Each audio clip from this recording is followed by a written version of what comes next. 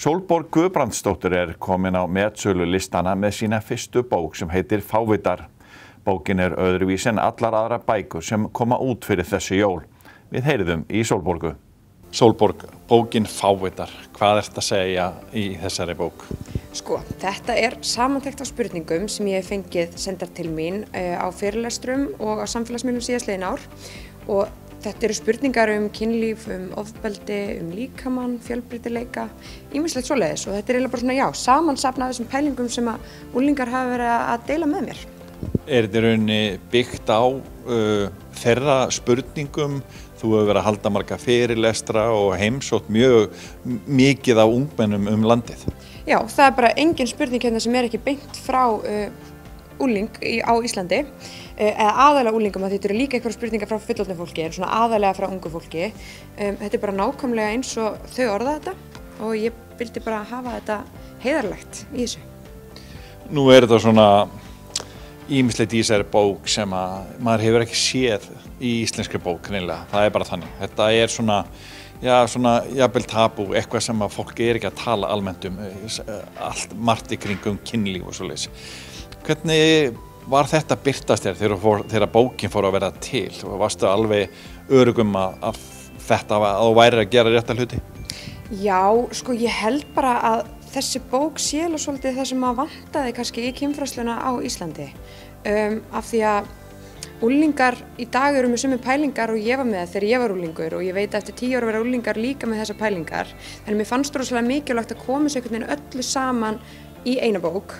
Þannig að ég væri líka heldur ekki bara að vísa fólki ólíkar áttir eftir ólíkum svörum, að þetta væri svolítið bara svona, þú finnur allt sem þú þarft að vita þessa hluti á sama stað. Og ég held að það sé bara mjög mikilvægt að við séum að tala þessa hluti eins og þeir eru, ekkert að skafa af því og reynum svolítið bara að tala eins og unglingarnir og tala saman sín á milli. Hafa unglingarnir verið óhræddir við að ræða þessi mál greinilega samkvæmt því sem í bókinni? Já. Mér finnst æðislegt að þau skuli treysta mér fyrir einmitt oft svolítið svona feimnismálum. En það að ég sé að fá þessar spurningar senda til mín sýnir líka rosalega skýrt að þeim vantar svör, þau vita kannski ekki alveg hvert þau eiga að leita og þá rosalega mikilvægt að við fullorðna fólki reynum að afla okkur upplýsinga og reynum að svara þeim eins og við getum, af því að þessi fræðsla, hún skiptir rosalega miklu máli.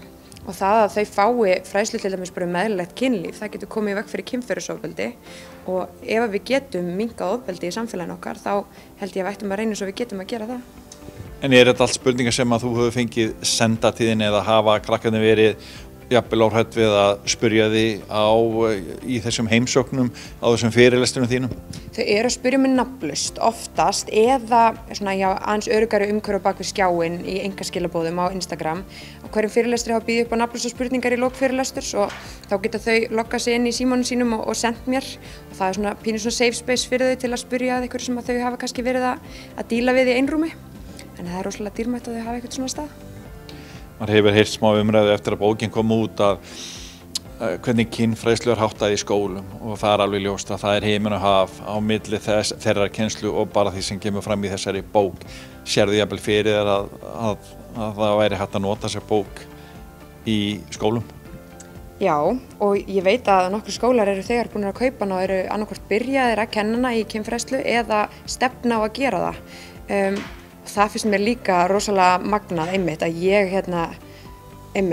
hver ég að fara að kenna krökkum þetta í skólum, en aftur það sýnir bara rosalega skýrt hvað þetta vantar og hvað það hefur verið mikil þörf á þessu lengi, af því að unglingar hafa verið óska eftir aukinni kynfræðslu í skólakerfi bara, þú veist, við vorum óska eftir þegar ég var unglingur og þau eru ennþá aðeins, en ég skil ekki hvar þetta að stoppa, en þarna ber ég mig að þakka einstaka kennurum sem að vilja gera þetta vel og að standa sig rosalega vel innan skólana, en þetta má ekki vera bara eftir hendi sem einstakra kennara, heldur þarf þetta að vera kerfisbundi að við séum að tryggja það öll börn sé að fá þessa fræðslu.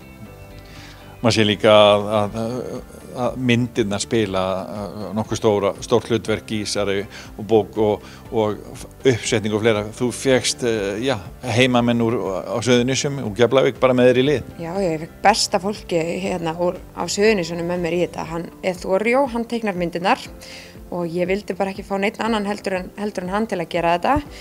Svo kápan, myndin á kápunni er teiknuð af Þorjó líka, en kápan uppsett af Davíði Óskarsinni og svo umbrotið í höndum Hilmars Braga hérna á Víkufréttum og ég fekk besta fólki með mér í þetta. Ég mjög kátt með lokaútkomuna. En þú hefur fengið mikla viðtökur og þér hefur gengið vel að selja. Áttirðu von á því? Ég veit bara eiginlega ekki hverju ég átti von á. Ég var svo mikið bara í hausnum á mér að reyna að gera þetta eins vel og ég gata að þegar ég var búin að komast út í kosmosi þá hefði ég eiginlega bara verið sátt í raun og veru með hvað sem bara að það væri komið svolítið út. En viðtökurnar hafa eiginlega farið fram úr mínum bara björtustu vonum, sko. Hún komin núna í 5. sæti metsölulista Eymundssonar og þar í 1. sæti fræðibóka og hún jafnframt í 2. sæti metsölulista Forlagsins. Þannig að þetta bara algjör heiður og ég rosalega glöð að maður sé ná þessum árangri. Þú ert bara búin að vera að sá fræjum fyrir þessari bók undanfarna mánuð ár. Já, eiginlega. Þetta hefur verið bara einmitt, eins og ég sagði á hann, að koma á... Hitt allt fólki sem að kaupa bókina núna? Já, og það bara, þú veist, ég að hitta fólk kannski sem ég hefur verið að spjalla við á Instagram, en þegar maður að tala við fólk á Instagram þá veit maður ekkert alltaf, við hvernig ég að tala, hver þetta? Og svo, einmitt, maður kannski bara að tala mjög viðkvæmar hluti og svona, það dýrmætt að fá að hitta þetta fólk. Veistu það, þetta unga fólki sem að kaupa bókina, mamma og pappi eða foreldrar að kaupa fyrir börnin sín? Allur gangur á því.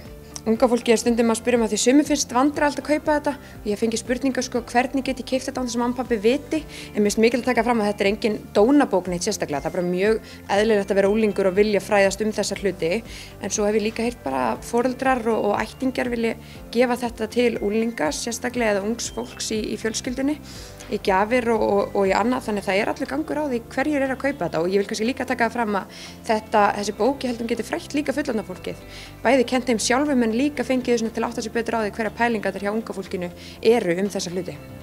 En nafni, það svolítið sérstakt.